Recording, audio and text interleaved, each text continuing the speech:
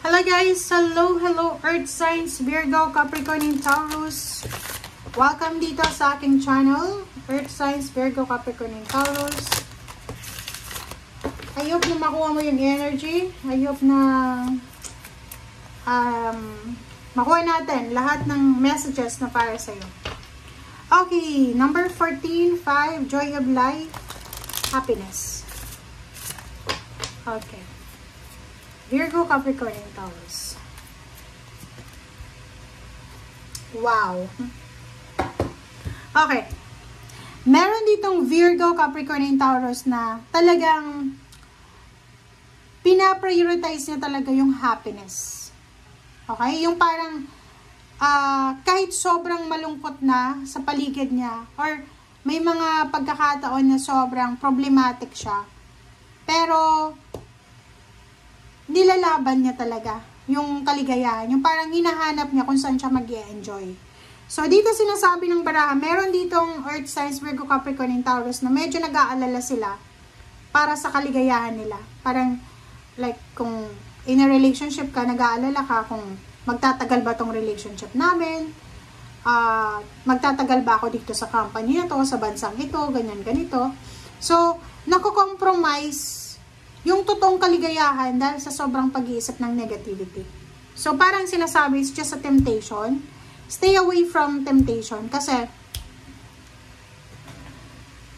minsan, tayo lang yung naglalagay ng mga self-imposed na fear natin, diba? And na stagnation. So, sinasabi ng baraha dito, ang lahat ng bagay may rason. Kung masaya ka ngayon, masaya ka. Kung malungkot ka, malungkot ka. Pero kung talagang masaya ka, yung may rason talaga tayo para magsaya, dapat namnamin mo to. Hindi ka dapat nag-iisip ng kung ano-ano. Kasi, it's a temptation eh. Diba sabi nga, may kanya-kanyang oras, may kaligayahan, may kalungkutan. Bakit mo isasabay yung lungkot sa kaligayahan mo? Diba parang kino-compromise mo, ninanakaw mo yung kaligayahan mo dahil sa mga negative thoughts, negative emotions, mga anxiety natin na anxious tayo sa future. So, dito sinasabi sa'yo, Earth Signs, na mag-focus ka lang sa kung ano yung nagbibigay sa'yo ng ligaya. Okay? Iwasan mong madala ka sa mga temptation na yan. Kasi normal yun kasi yung mga Earth Signs, Virgo, Capricorn, and Taurus, ano sila? Moody, diba? Parang mas masaya kayo mag-isa sa loob ng kwarto. Basta masaya sila kahit walang kasama. Mabubuhay sila ng sila-sila lang. Okay? So, parang nakikita ko, yung iba sa inyo dyan, mabilis kayong ma-stress, magka-anxiety. Kasi, pag mag-isa ka, nag-iisip ka ng nag-iisip. So, dito, sinasabi na pag masaya, masaya. Okay? Pag masaya, masaya talaga guys huwag mong hahaluan ng kalungkutan. Pag malungkot ka talaga. Ganun ang realidad ng mundo. Huwag mong sayangin yung kaligayahan mo na yan. Dahil sa mga advanced na pag-iisip, overthinking, overanalyzing, procrastination, mga mental conflict, or anything na mga hindi ka satisfied. Okay. Earth Signs. Wow. Earth Signs. Isa sa rason kung bakit ka masaya, it's because of your relationship. Pwedeng matagal kayong nagkahiwalay ng karelasyon mo and ngayon magkasama na kayo.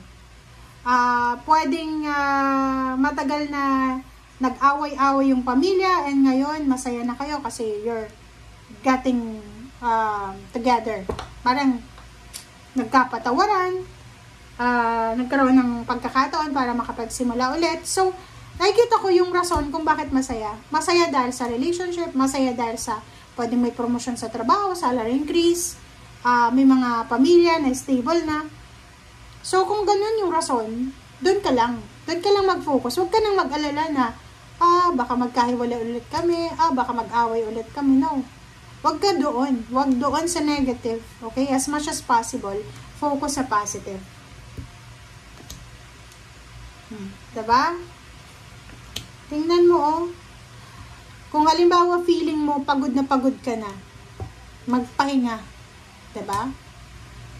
Simple, direkta. Alam mo yung sinasabi ng baraha sa'yo dito, parang ano siya, anong tawag dyan? Personal reading ba? Kasi parang sinasabi dito na pag pagod ka, 'di ba? Pag feeling mo exhausted, drained, wasted na yung energy mo. Reflect, meditate, contemplate, pray, pag-isip. Hindi yung isip na sobrang analyzing na kasi masama yun. Kailangan pag-isipang mabuti ng maayos. Oh, 'di ba? Sinasabi ng baraha sa'yo, ang dami-daming pwedeng dumating sa yung blessings. Maraming pwedeng dumating na balita. Pero, understandable yun, diba? Pag halimbawa, may problema ka, okay, may problema ka, or wala ka namang problema talaga, malungkot ka lang, kasi marami kang gustong gawin, pero hindi mo magawa. Tapos, pag may dumating sa yung good news, na hindi related doon sa iniisip mo, wala kang pakialam. Parang ganun. So, hindi mo alam, etong good news na to na parang dumating sa'yo na wala kang pakialam, siya pala yung makakapagbigay sa'yo ng sobrang happiness. So, parang na-miss mo yung opportunity na yun. Diba? Okay. So, nakikita ko sa'yo dito, in the coming months, maybe 3 months from now, or 1 month from now, posibleng magse-celebrate ka kasi pwedeng matanggap ka na sa trabaho, pwedeng papasok ka na sa isang company, or pwedeng papunta ka na sa ibang bansa, or pwedeng papunta ka na sa financial gateway, or kumbaga, pumasok ka na doon sa financial spectrum. Parang ganun. Okay? Knight of Swords and then Two of Swords. Wow. Diba? So, if ever lang, Earth signs, Virgo, Capricorn, and Taurus, if ever may mag-offer sa'yo ng trabaho, etong trabahong ito ay pwedeng hindi mo siya gusto. Like, may iba kang perspective. May iba kang gusto. Sinasabi ng baraha na pag-isipan mong mabuti. Huwag agad-agad i-reject ka. Like, sasabihin mo, ay naku, ayoko yan. Kahit sobrang tagal ka ng unemployed, tapos parang may mararamdaman kang pride na, hindi, ayoko yan, ang baba ng sweldo na yan, nakapagtapos ako ng pag-aaral, bakit ako mapasok sa kanya? So, no.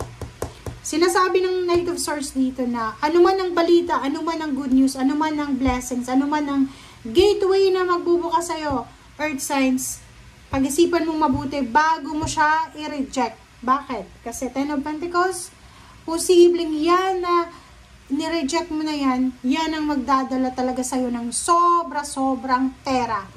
Diba? Hindi natin alam. Wala tayong control dito sa mundo. So, ibig sabihin yan, lahat ng mga pumasok sa buhay mo, ino-offer sa'yo, bigyan mo ng chance. Give chance. Diba? Malay mo, dyan talaga, kikita ng malaki. Dyan ka talaga magiging sobrang yaman. Dyan ka talaga aasenso. So, wag na wag mong iti-take for granted yung mga blessings na yan. Okay? Thank you guys for watching.